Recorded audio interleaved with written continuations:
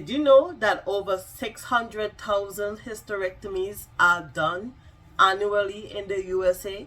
Not counting other countries globally, just the USA only. Over 600,000 hysterectomies are done.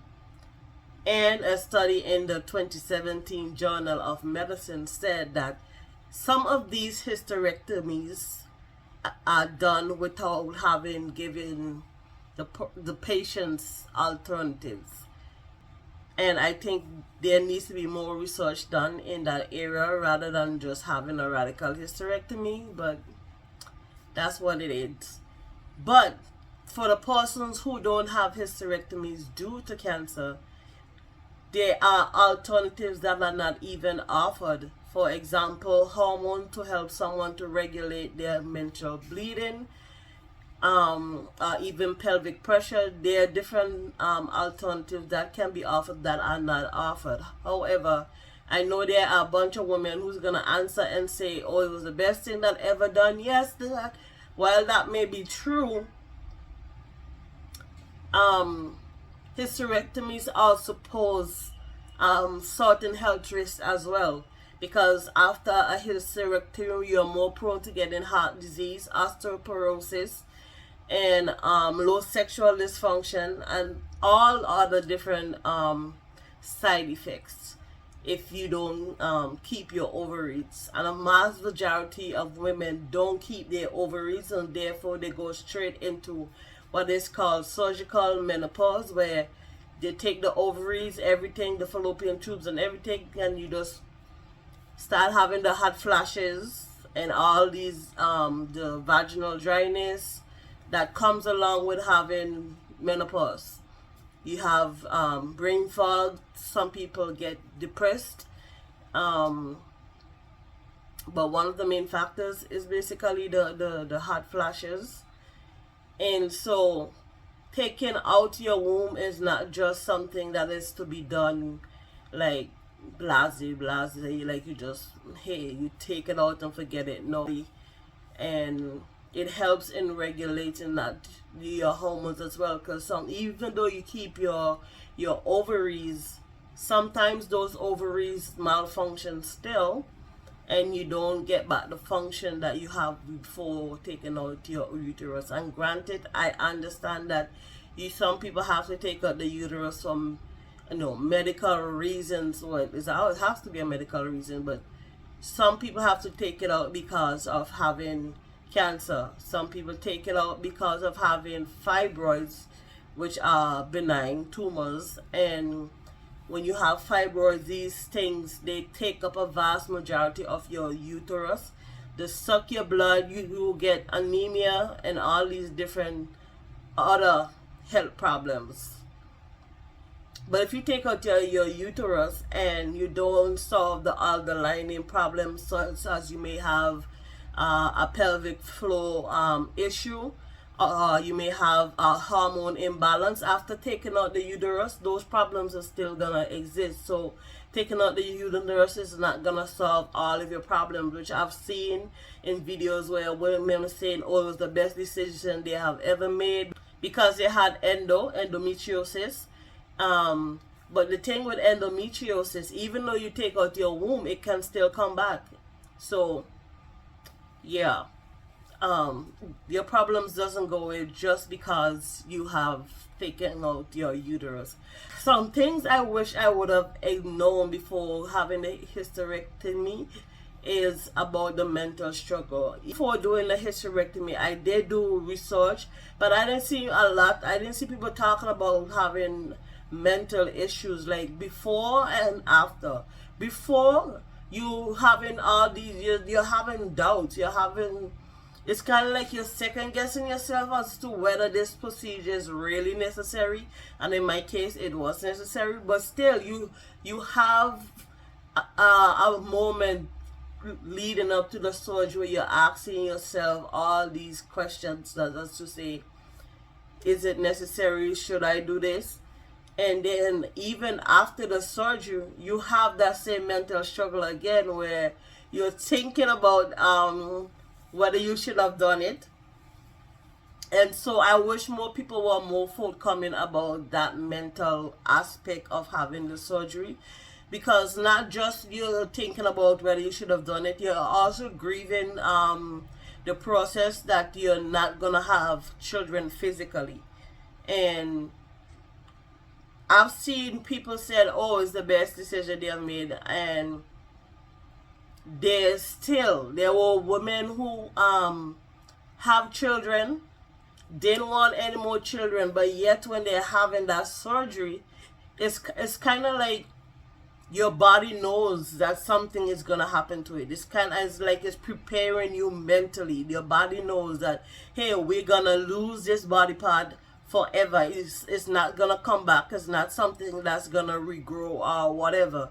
We're gonna lose it and it's gonna be gone forever, right? And so your body, I guess, mentally try to cope with that decision that you have made. And so in grieving in making the decision to have a hysterectomy, whether you want children, whether you want more children or not, your mind grieves. It's a situation where you just grieve. So whatever reason, there were days where after the surgery, like weeks after the surgery, I just found myself crying uncontrollably for no reason, and I couldn't figure it out until I realized that I was grieving. I was grieving what could have been or what wouldn't be, right? So yes, I know you can still have children because there's always surrogacy and there's always adoption, but there's this thing where it's kind of like your power is taken away. For example, you have the right to have a child, right? And to choose not to have a child. But with a hysterectomy, when that is gone, you don't have any more rights anymore. That's it. It's kind of like your choice and your decision to choose what you want to do is gone forever. So you can't say, "Oh, I'm not gonna do it." You can't change your mind tomorrow and say, "Yeah, I'm gonna have a child tomorrow." You can't. After that hysterectomy, that choice is gone forever. Kaput. It's X out. Is gone out of here, right? And so you grieve that process. You grieve not having to make that decision anymore. And another thing that happens during the whole hysterectomy process is people not understanding how fast or how slow the recovery process is. Like your doctor will say, give yourself 6 to 8 weeks to recover physically, but you're actually recovering up to a year, because I'm in month 7 of my hysterectomy, post hysterectomy journey, and I'm still recovering. Yes, I'm walking around. Yes, I feel healthy and strength on the inside and on the body, but there are days where my stomach will just swell for no reason. Well, it's not really for no reason. Like if I overdo it, my stomach still swells, and that's what they call swelly belly. So that is something that you have to know about. And I wish I had known that before, even though I did research, like I did so much research. I knew about the swelly belly, but most people say they talk about it and they say it's only within the 6 to 8 weeks window, but that is not true. 7 months later, I can't even believe it's almost a year, but yeah, 7 months later, the swelly belly exists. And so I joined a Facebook support group, and in that group I learned a lot more information that my doctors didn't tell me about. Like the doctors only tell you the stuff that you should be aware of during the 6 to 8 weeks window, like having a prolapse, which is where basically either your bladder or your intestines fall through your vagina. It's very scary, and that's why they say don't lift anything during that 6 to 8 months. Really, it's 6 to 3 months, basically 3 month window. They tell you not to lift anything. from surgeries. There's also that fear of having the vaginal cuff basically breaking. What's that word? Not breaking. But anyways, it's kind of like it's breaking. I can't find a word to say what they tell you. So the vaginal cuff is where they take out your cervix, and the part where the cervix was now, they sew those two things together, kind of like this. They sew it together. I'll try to find a picture if I could. So they sew it together where your cervix will be, so that way your organs don't fall through. So that's why they tell you during the recovery process between the 12-week mark, don't lift anything, don't bend, don't squat, don't do any of that stuff. And it's crazy that I've heard women talk about doing all these things because they felt better. On the outside, they felt they have more energy and all that stuff, and totally disregarding what their doctors told them, because they felt better. And the thing is, feeling better and being better on the inside is two different things, but to each person their own. Another thing I wish I had known is that the recovery days, you feel all these different phantom pains. Like I remember like the first couple days, like within the first 2 weeks, I was literally calling my doctor for every little thing because I was feeling so much different pains. Because after the surgery, one of the things they tell you to watch out for is for blood clots. And so because you are basically on the operating tables for 2 hours and your lung wasn't breathing on its own, so they tell you to watch out for blood clots and all these different things. And I remember the first 2 weeks I was called, every little pain I felt, I called my doctor, and of course she answered, which is what I love about my doctor at Sloan Memorial. They are awesome. The team is awesome. They don't take your care for granted at all. They very kind and caring people. And so I would call and I would say, this is what's happening. I feel this pain this sharp pain up my leg. And I called immediately. Well, first I ignored it. I ignored it. And after 2 days, I was like, nah, I have to call. So I called, and she explained to me, the position of the body, the way how the body is positioned on the operating table.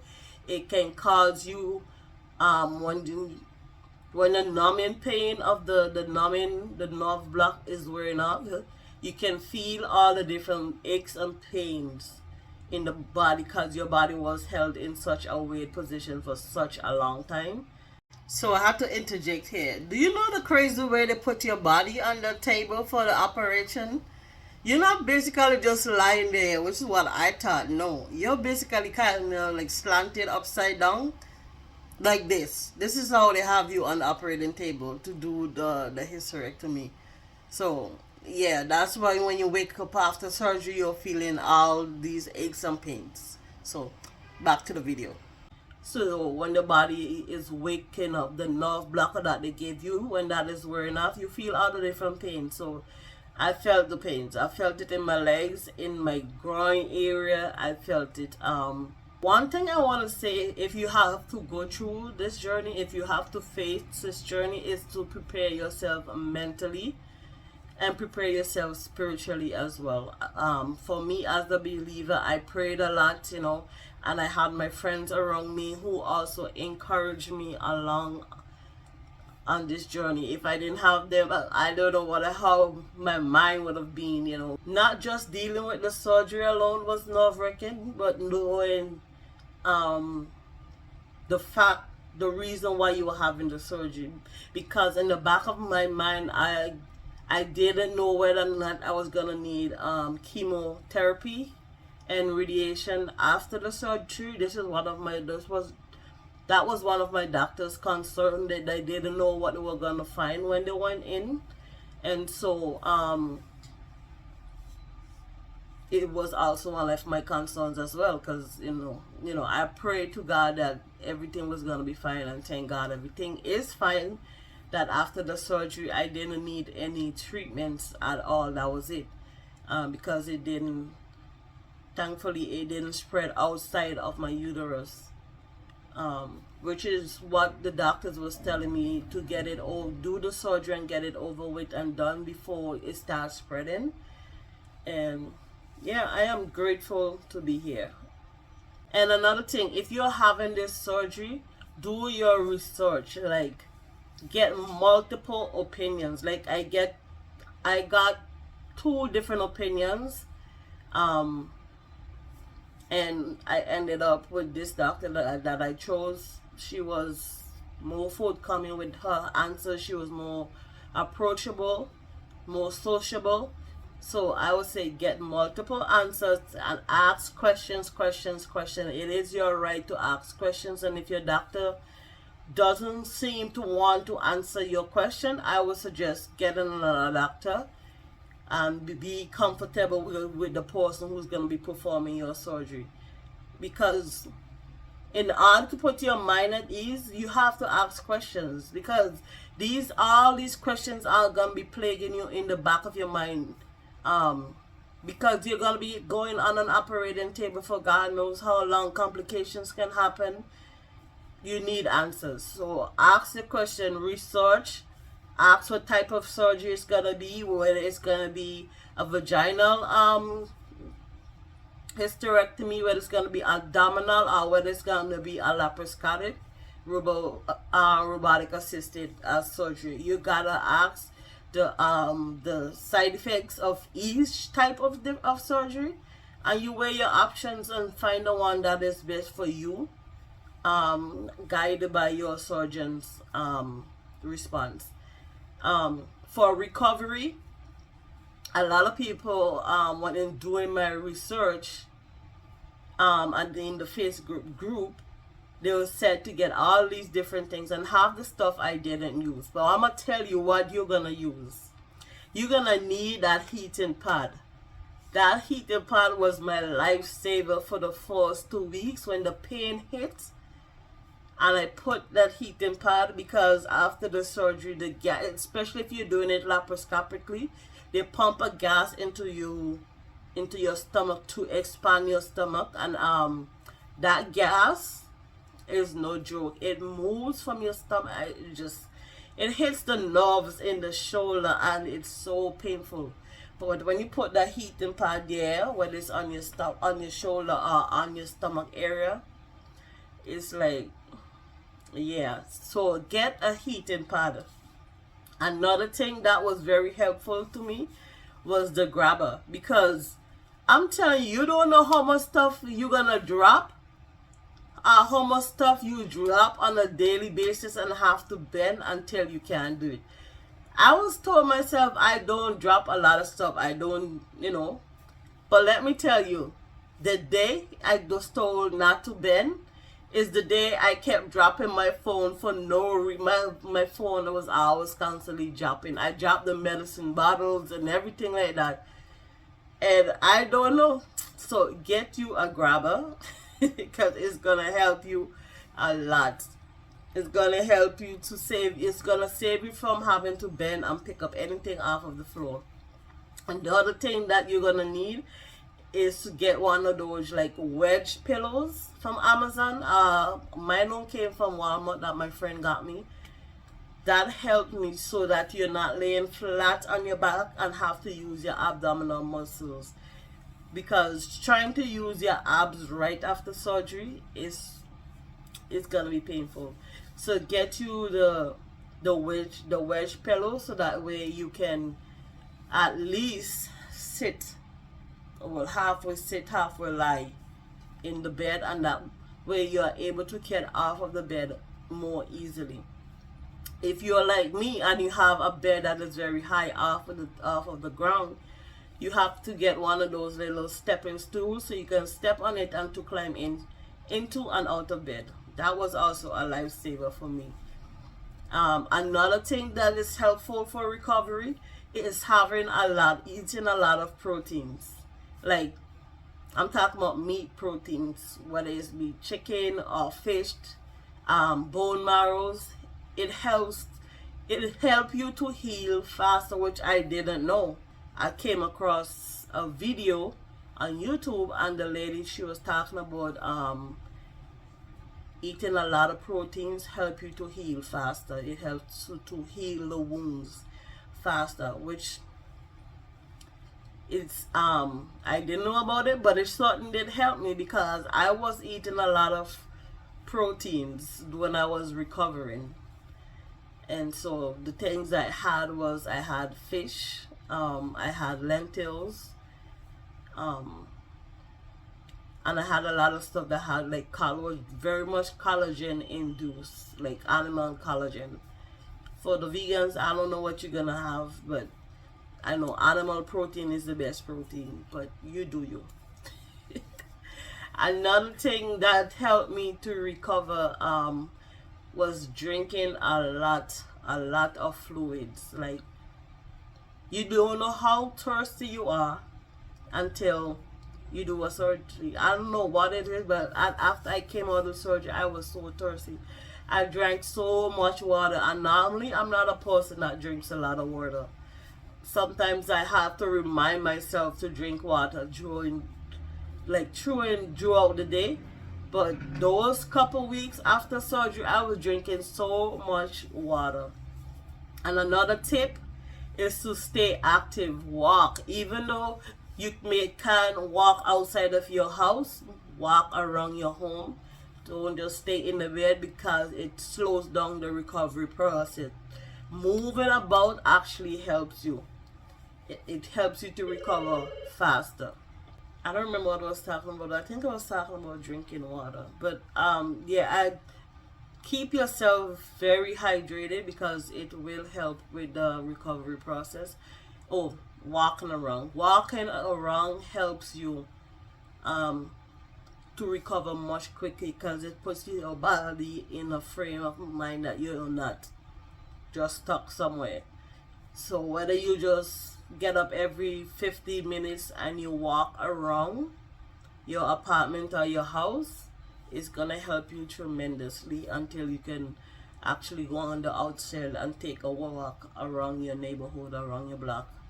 But walking helps, and also walking helps to remove that trapped gas on the inside, that CO2 that they pumped into you.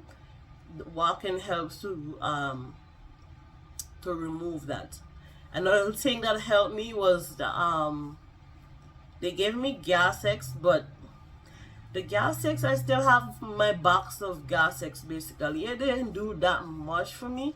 What helped me was using the heating pad and also the natural ginger. Like, I took the ginger and I boiled it and I drank it. I drank the tea, and that helped to remove the gas other than the gas X. You take your medication as the way how the doctors tell you to take it, because if you miss a dose, you're gonna be in pain. So if they tell you to take it every 4 hours, you take that thing every 4 hours, and you set an alarm for when you're sleeping so that you can wake up and take it. Because I'm telling you, if you miss it, you're gonna be in pain, especially when the nerve blocker is wearing off. So that's basically it. For your mentality, I will say I advise you to pray. If you're not a believer, I don't know how you're gonna cope, but for me, that's what I did. I prayed a lot during my time, and I relied on my friends who was sending me different memes and stuff to keep my spirits up. Have your support system. If you don't have a support system personally, because I know there are people who don't have like friends and family members, there are numerous support groups available across the internet, maybe even in your community that you don't know about. Find one of those community places, and they will help you through mentally. Because having that support system helps, because especially on the days where you just feels like, basically you feel like crap. On those days you just don't feel like doing anything at all, and your mind is raging with different thoughts that just come out of nowhere. You don't have those thoughts before, but all of a sudden now you're having these depressive thoughts. Having a support system is going to help with all of that. And also, I see some people stayed in the hospital like me. I stayed overnight in the hospital, not because I want to, but because my doctor made me. And in the end, I was grateful that I had to stay overnight. If you do have to stay overnight in the hospital, make sure you have relevant things like your phone charger. Some people say take a book. You're not gonna have the time. I'm telling you. Cause even though I stayed in the hospital overnight, I was more sleeping half of the time. You're not gonna have a time to like pick up a book and open a book and read it. No, you're gonna be groggy and drowsy. But you need your phone charged in order to keep your phone charged so that your loved ones can basically contact you. And that's basically it for the journey. I wish that you guys will have a blessed and prosperous new year. We don't know what this year holds for us, but one thing I want you to encourage you is to put your faith and trust in Jesus Christ. Jesus is real, heaven is real, and hell is real. Put your life and your trust and your faith in the man called Christ Jesus. He's the only one who can save us from everything that they're predicting about this world, everything that they're predicting that is going to happen, whether it be famine and wars. You can't go through any of that without Jesus. You can't go through any of that without Jesus. And the most important thing is to know where you're going to go at the end of your life, because there is life after death. And that life determines whether you're going to be with Christ or whether you're just going to be going to a Christless eternity filled with damnation. Yes, my channel's focus is on people pleasing and now talking about my hysterectomy journey, but mostly my channel is about telling people about the love of God and about Jesus Christ, his only begotten son, the one who he sent on this earth to bring us back into perfect relationship with the Father, the creator of this earth. So I'll see you guys in my next video. I love you and take care of yourself.